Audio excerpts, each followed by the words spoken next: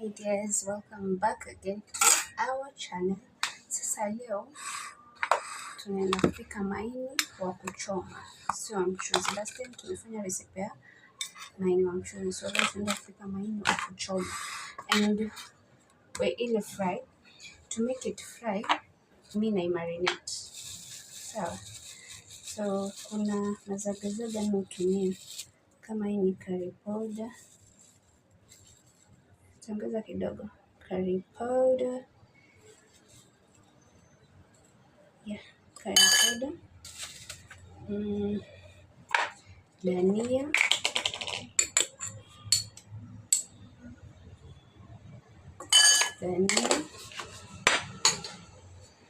paprika. Of course kila mtu anajua kitu ya red, tena kitu ya red ni paprika. Paprika napenda sana flavor yake. My best friend masala. Masala. Then turmeric. Na turmeric. Of course lazima uweke chumvi, lakini kama hutaki hizi spices usiweke. Of course uweke chumvi.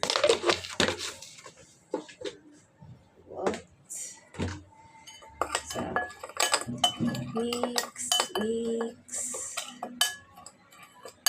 Okay, hapa pia kama unataka kuweka tangawizi na saumu unaweza zigrate ndogo alafu weke. So nitaweka soy sauce, ini light sauce. Huwa inatoa flavor nzuri sana. So hii sauce ita replace vinegar. Ningekuwa sijaweka hii sauce, ningeweka vinegar. Naweka uto, mafuta kupika. Then of course nitatengeneza ile paste yangu ya kitunguu saumu, pilipili manga na binzari.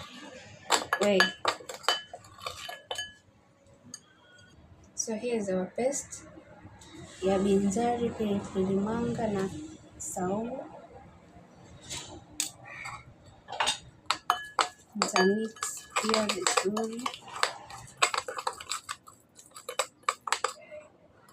Sitaki kuweka spices nyingi like. Nataka tu something, tuongeza kidogo iwe iachane iwe loose kidogo. Yeah.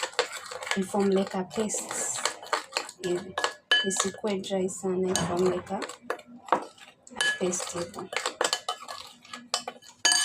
Trust me, soy sauce works magic. So nitaenda kuosha maini alafu tuje tuweke. So kuosha maini is optional. Unaweza pika hivyo ama unaweza osha. So I will add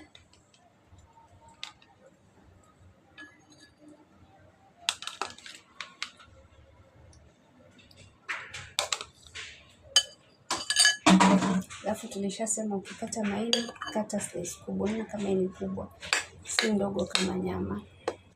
Kata kubwa. Ilikuwa frozen.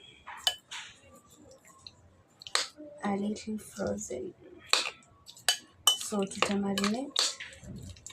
Niweke kwa fridge for like, we'll give it 30 minutes. 30 minutes, yeah, 30 minutes.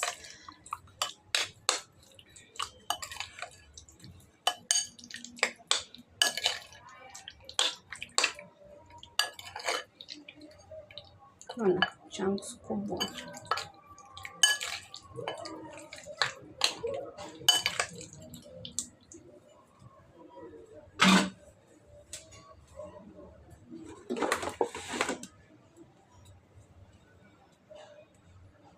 So nitafunika na foil tuweke kwa fridge for the next 30 minutes.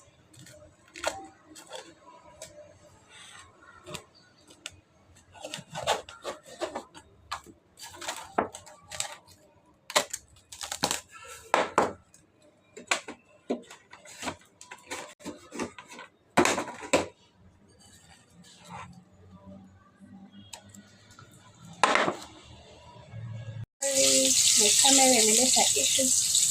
So after tuna marinate na fry, mafuta yako iwe medium, isikuwe moto sana. Ikikuwa too hot, hazitaiva ndani. Itakuwa too very crispy but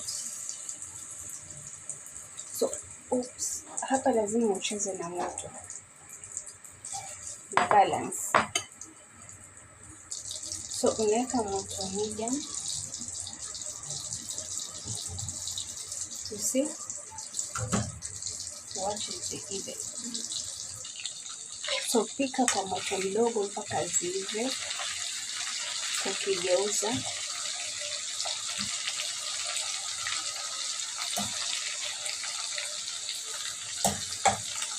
moto mdogo.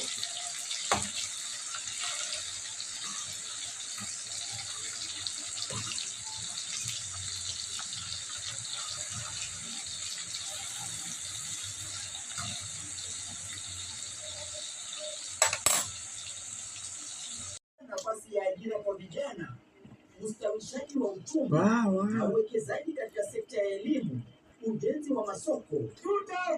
Rais Ruto amesema ana imani Wakenya watamuunga mkono